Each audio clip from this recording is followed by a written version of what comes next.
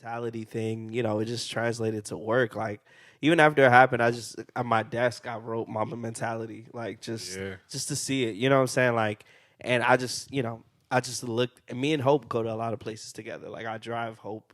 Me and her are together all the time. So I was just really thinking about it. Like, man, it just made me love harder. Not as if I wasn't loving my daughter initially, but it just put things into perspective. Yeah. And so I think, and he was one of the players who easily had multi-country, not multi-country, what would you call it? Worldwide impact. Right. You know what I'm saying? Like overseas, people loved him. You know what I'm saying? Like it was just, whether you were Asian, African, like I seen Twitter stories of people saying like, yeah, my parents knew I wanted a Kobe jersey and they just got him a random jersey with the number 8. Oh, the FUBU joint or something like that. What's funny is I got one of them Jones too. I'm sure, bro. Like that says 8 or 24. But man, I think to close off, just for me, Kobe was just a picture of work ethic. Yeah. You know what I'm saying? All the stories of him just kirking on his teammates and stuff like that.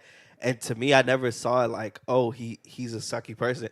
To me, it was just like, because of how hard he worked, I just saw it as he didn't connect with everybody. Because I remember watching an interview like where Kobe was basically saying like he can't relate to everyone just because of like certain people just don't work as hard as him. I feel it. And I think like I fell for like the media stuff where it was like Kobe was painted as this villain. I just thought like he was like a douchebag. But I it wasn't until like his later years in basketball and like even post career where I understood like this guy is just a hard worker. Yeah. And it was it's crazy because like he applies that to every like aspect of his life. Like when it comes to being a father and like understanding that like he wasn't born and raised like in the States. So English was a language that wasn't that easy. Like it wasn't, I don't think it was his first language because I remember him saying he came over here and like from Italy. He couldn't understand like certain slang and he had to learn that. Yeah. And then now he speaks like 3-4 different languages. Bro, trash talk the baby goat Luka Doncic. Yeah, like learned his language just to do that. And like I think he learned that. Like he's literally a full-time like superstar basketball player, but he had so many other like layers to him. Right. And I think like post career he went into media and like won an Oscar off of his Dear Basketball film. Yeah, and right. Like, exactly. Just I feel like he was like positioning himself as well as Gigi. Like we can't forget her. Like I think Gigi was gonna be like an icon when it came to women's sports because a lot of people already looked to her. Like she was nice. They already stamped her at UConn. Like, one of the top women's programs. UConn be like busting people. They be dogging people. So like I think it's just I think it put things into perspective. Not to like echo you guys, like to kind of go on a different tangent where like because he died in like a helicopter crash, and like that's how he like goes places. Like that's his form of transportation, and it's just constantly. Yeah, and it's just so weird that like often as Uber. It just puts things into perspective because like this is a man who literally dedicated his life to basketball, then retired, and then 5 years after retirement, where he's finally probably settling into like that life and adjusting to that lifestyle, being a father, being like working in the media, and then it just all ends. And like that joint, I think for like the first week, it just like put a lot of things into perspective because it's like you can literally work like your butt off, right, at like so many things and like have so many accomplishments and do have so much impact, and then like that so it can many just degrees. Like all end. And I think what spoke volumes to me was when I would hear the accounts of other people with their personal interactions with Kobe, and how like this villain that he was in the league, where he was like, oh, I'm a ball. People looked at him as a ball hog. He was selfish. He was an a-hole. He couldn't get along with people, but he was just like this soft, understanding, impactful character who like it's just so weird, bro. Like I don't know. It's still surreal because although I didn't know him personally, he was just such a big like part of everyone from basketball fans to sports fans in general. Yeah. Like Kobe just is like a staple in that.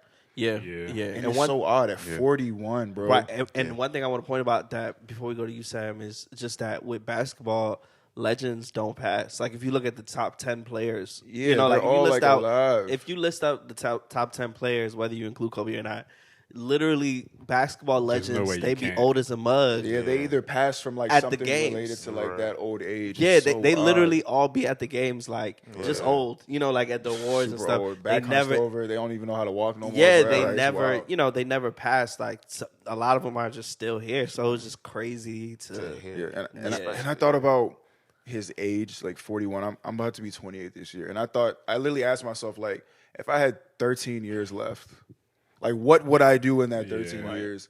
That like at 41, it's like, all right, let's cap it off here. Like that, I don't even that joint just.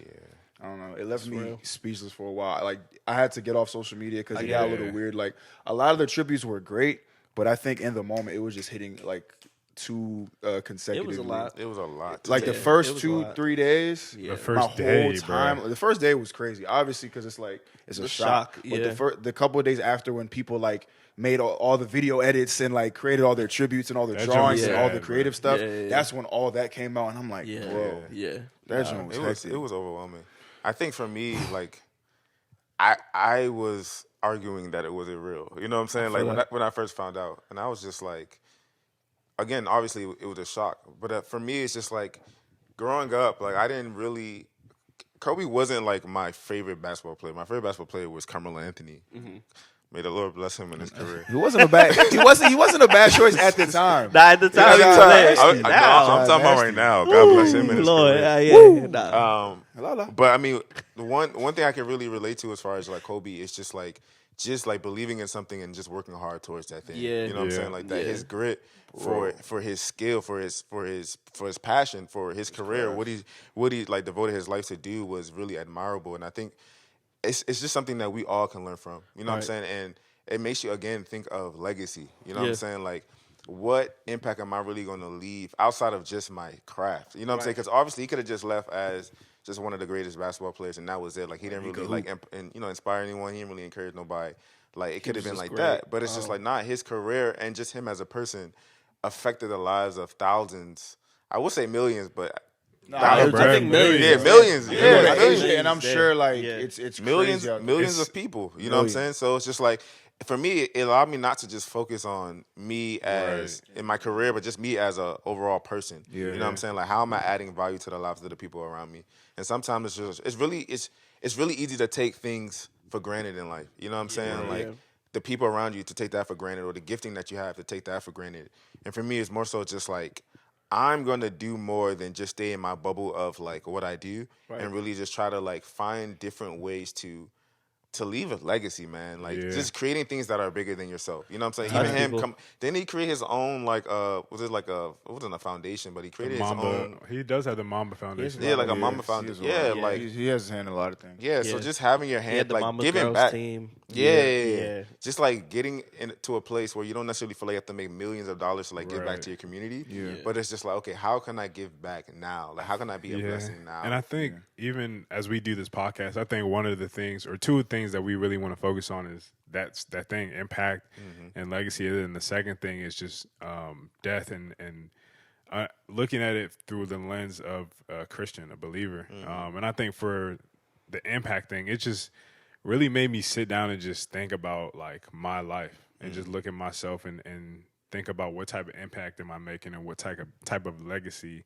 that I'm leaving. Like I said before, like I never met Kobe, never been in the same building with him. But the fact that somebody that physically is so far away from me can have such an impact on your life is crazy. And even before Kobe's passing, so one of my Sunday school teachers passed away a few weeks before that. And I went to their funeral, and I just, we're just listening to, funeral is a bittersweet moment because the bitter moment is the fact that you're dealing with somebody's death, right? The fact that you having to go through that and just, come to terms that somebody that you loved is no longer here with you in the physical. But I think the silver lining in it is that going to my Sunday school teachers, and she's like a family friend for a long time, grew up in church together, grew up with her kids. It's just hearing all the stories of her teaching, being younger, and just loving on all the kids as we growing up. So at the funeral, like you see everybody that she taught coming back to the funeral. Everybody from my home church, everybody, we're just coming back and we're just talking about different stories. And just hearing the impact that she made in lives and the faithfulness that she had to not only just, serving as a teacher to the kids like myself and many others, but the faithfulness that she had to God. So just thinking about that and just hearing about all the stories and hearing how she impacted so many people, it was just, in myself, it was just like, dang, like what type of impact am I going to leave? Like this person impacted my life so much to the point that she's no longer here. We're still talking about that time that she did this or that time that she did that. What is my life going to look like to that point where when my time is coming to an end, and I go to be with the Lord, like what type of legacy and impact are you going to leave here? And it kind of, and it just kind of like makes me, the things that I've been thinking about, worrying about, all that type of stuff, it just becomes a lot smaller. Bro. You know what I'm saying? Yeah. And the thing about that is like that teacher created like so much impact without necessarily giving something physical, like not necessarily giving y'all money or giving y'all things. And it was more so what she taught you guys, what she spoke, how she carried herself. And I think that really put things into perspective for me, because like you ever like meet somebody for the first time or somebody that you don't know very well and you have a very impactful conversation, or they say something that like stays with you for a long time. I think about those things and how much more impact that has than somebody who like gives you a gift, like gives you some money, because once the money's gone, like the attachment to it is like, like if your friend gave you a couple $100s, you're thankful, grateful, obviously, but after that money is spent, it's like, just move on to the next thing. But I think when someone can like create constant impact in your life with their words, how they carry themselves, what they teach you, and just what they show you with like their life as an example, was something that I had to ask myself. I literally was like, how can I create impact around me on a small scale like today? Like who can I talk to? What can I do? Because I think like it's really like, obviously it's a cliche when people say life is short, but that I don't know, that I guess like when people in certain positions pass away, it puts life into perspective, because it's like, we try to work for money so that we can be secure. Yeah, but and that's like not security doesn't exist. Right. It's or how we perceive security. Yeah, is I mean, so because you can have the fickle. most money in the world and still Michael Jackson passed at 50. Kobe Bryant passed at 41. These are people who are, it's like, and it's our bodies are in the physical are so fragile that like one incident, that's accident. why you can't really depend on money for I mean, bro, depend on money and use it as that's tool, what I'm saying. Like, useful. Yeah, obviously it provides sustenance, it provides you with food and shelter. Definitely, but I think once you hit a certain point, it's like, okay, I'm here. This can end tomorrow, and it has nothing to do with how much money's in my bank account. Yeah. And it's like, I'm sure Vanessa would trade all the money in the world, you know what I'm saying? Like, all their whole lifestyle to, like, reverse time, you know, and then that helicopter never take off. Precisely, Man, I don't know. That's just hit, bro. No. And it's and I think that's why it's just so important to, like, love the people around you and just really focus. Like, embrace people, share things, share life with people. Like, there have been times where I've talked to people and they'd be like, I just remember you told me X amount of years ago, blah, blah, blah. And I'm like, what? I don't even remember saying that. I don't even remember. Like, I'll be like, what? And, I'll talk your ear off. You know what I'm saying? Because if I went through something. Sure will. If I went through something, I feel like, just so you don't have to go through it, let me share the information with you. Let me let you know how whatever happened, and sometimes that helps people, whatever. Because, people be lying when they say experience is the best teacher. Somebody who's been through it can teach you to avoid. Now, I do think experience is like the best. I think you can avoid that's bad like experiences. Under, but I think when you personally go through something, that teaches you something. But you don't have to go through. Oh yeah, you don't have to. I think this is a reference to bad things. You know what I'm saying? Like, for sure. Like if like going broke, right? Experience. I'm not saying. I don't want my I don't want to experience that again. I'd rather somebody teach me how not to get there than to get there. Right, like being homeless or something. You know what I'm saying? Experience that or something. Right. So it's like I'm good off the experience. If somebody can teach me, let me. But it's like legacy is crazy. Just kind of thinking like, man, like, okay, if you sit down and that's why I think these stories that I would hear on Twitter and everything and all these TV shows, from these celebrities that not just basketball players, like celebrities. The Jimmy Fallon joint? The Jimmy Fallon joint when they randomly, have you seen that? Yeah, when they went to like the liquor store or something. Together. And, Kobe was like, I'm a Laker. But yeah, so it's just like, it's cool to see, cross-cultural impact. Also, you impacted somebody outside of your household and stuff like that. And then you guys literally are in different fields and you grow together over the years and you guys connect on. Like Fallon and Kobe were talking about how it is being a dad of daughters. And then just like the fact that they met when they were 17, but like they're both succeeded and did very well in their careers. And just connect on a different level. It's not about money. It's not about fame. It's just like, yo, how's it being a dad? Right. And it's crazy because like, when you think about impact and legacy, especially with Kobe's life, nobody thinks about the money is the last thing that we're thinking about when it comes to what type of impact and legacy. We're thinking about the passion that he had for the game, the standard that he set, and like his work ethic. We're thinking about even fatherhood, how the type of visuals that we saw of him in his last years of living, which unfortunately we didn't know, like of him being with his kids, him being with AAU kids, just giving back. And they even made I sat there and thought about it. I'm like, son, like this is wild. I honestly, like, of course, when we're thinking about kids, I'm like, yeah, I'm about to have a little Moses running around, a little boy. But seeing him like not having daughters and hearing the stories about girl dad and his daughter Gigi, the type of confidence that she had, I watched that joint I was like, times. You know what, like, you want a girl now? I mean, I'd take whatever, bro. Like, just seeing that, like and it's just like, bro, I'm not really pressed about boy, girl, whatever it may be. I'm just like, yo, after seeing that, that kind of gave me the connection. A lens. Like it was, just watching the video. It was a for the people who don't know the specific girl dad story. The short version is pretty much a woman newscaster, sportscaster. She saw Kobe when she was pregnant, and she was like, "Oh my God, Kobe, I got to get a picture." And before they took a picture, he was like, "How far along are you with your pregnancy?" And he was like, "What are you having?" And she was like, "A girl." And then she was skipping some of the details. He was pretty much saying like he loves being a father to girls. He would have 5 more girls, because they were talking about if he and his wife would try again to get a boy. Or whatever, but he was like, I would have 5 more girls. I'm a girl dad, and that's where like the hashtag came, and him just talking, and she was just like, not only was it great that when he passed, she realized that he was doing something that he loved to do, being a girl dad, because he was with his daughter, and she saw how connected he was with his children, and that kind of, because she was very nervous apparently because it was like her first child, and she saw how Kobe like the way Kobe, I guess, affirmed her and just said like it's gonna be scary, but like just it's fine, being a girl dad is great. I think that conversation that she had with him is just let her, I guess it reduced the nervousness, and she was able to step into motherhood on a different level. And like, it's not even Kobe didn't have to do that. He's the most famous person in the room walking in. Right. Everybody was probably there for him. And he never shared that story. Yeah, he wasn't saying that. And I think that's one of the dopest. Sorry to cut you off. I think that's one of the dopest parts about impact. Right.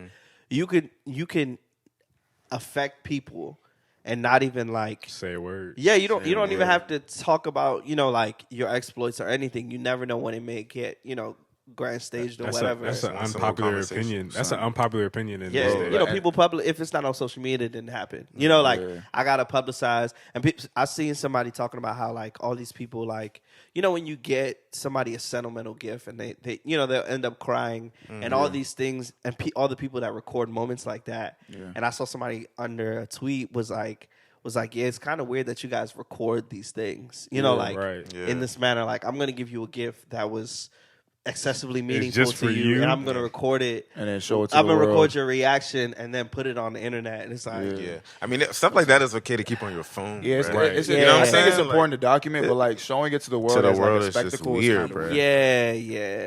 It's just like, what are your motives? Trying to get these likes, it's like comment. But another interaction. You ain't been talking. I'm saying. No, okay. I'm about to say, like, I feel like we overcomplicate like what it means to impact. You know what I'm saying? Like I feel like it doesn't necessarily always have to be like money you give someone. It doesn't necessarily always have to be a physical item that you give someone. It can literally just be a conversation, especially if you see or you sense someone is going through something, or if you sense someone can benefit from something you may have to offer, whether it's like a service or whether it's like your wisdom.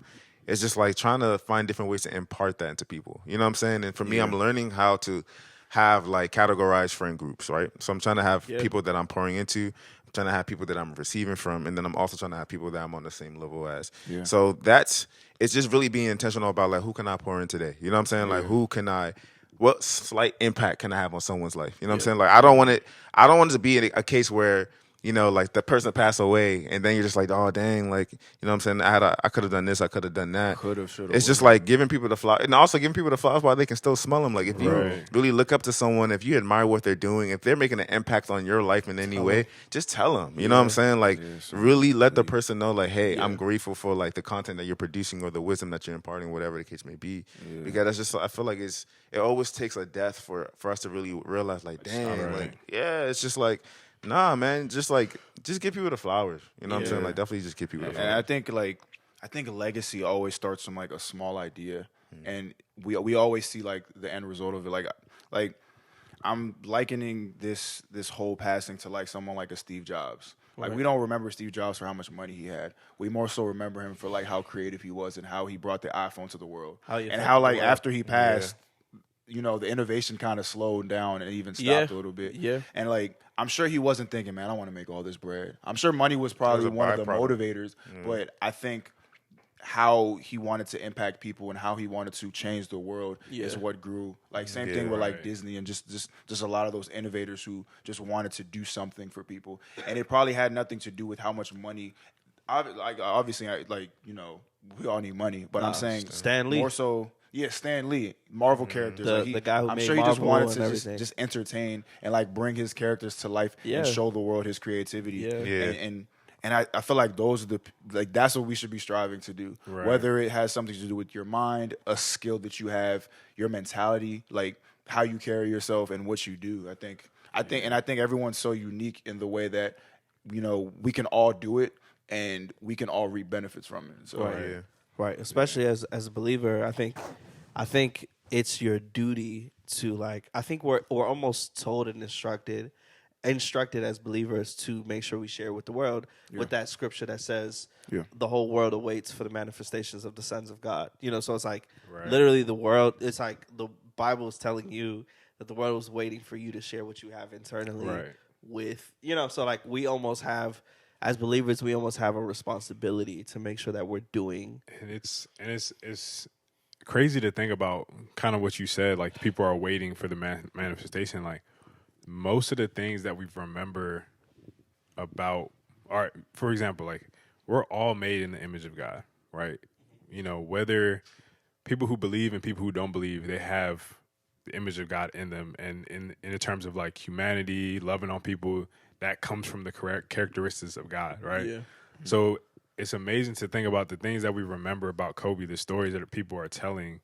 It reflects on an even bigger impact that was made on this world, right? And that was the impact of Jesus Christ, him coming and dying for us, and you know, the characteristics, the love, and everything that was shown that comes from the image of God inside. And it's crazy to think about because. We can all make this impact because we all have the image of God in us. Yeah. You know, we all are loving people. There's something inside of you that wants to do this stuff, wants to make this impact. And I think that just this story of just Kobe Bryant and how everything went down, and the stories that we're hearing and the passion and the work ethic that he had inside of him, I think a lot of it makes me look at that and also look to God and be like, dang, God, like you've placed this inside of us. Yeah. We are immortal. And I think that you shared it with us.